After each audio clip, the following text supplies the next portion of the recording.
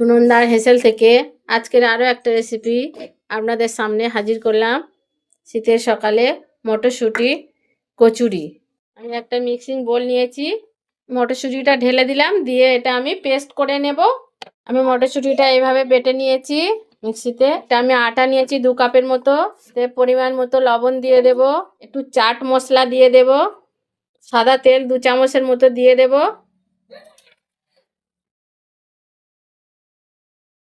দিয়ে এবার আমি এই যে পেস্টটা করে রেখেছি এইটা অল্প অল্প করে দিয়ে আমি ডোটা করে নেব।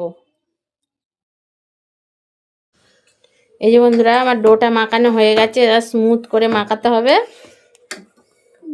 এটা আমি ঢাকনা দিয়ে 10 মিনিটের জন্য রেখে দেব। 10 মিনিট হয়ে গেছে। আমি এই লেচিটা এবারে ছোট ছোট করে লেচি কেটে নেব। এইভাবে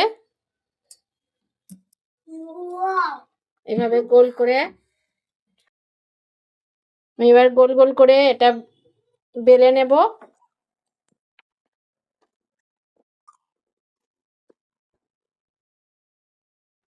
আগে কড়াইতে তেল বসানো ছিল, গরম হয়ে গেছে। গরম তেলে আমি ছেড়ে দিলাম। এইভাবে আমি সবগুলো লুচি ভেজে নেব।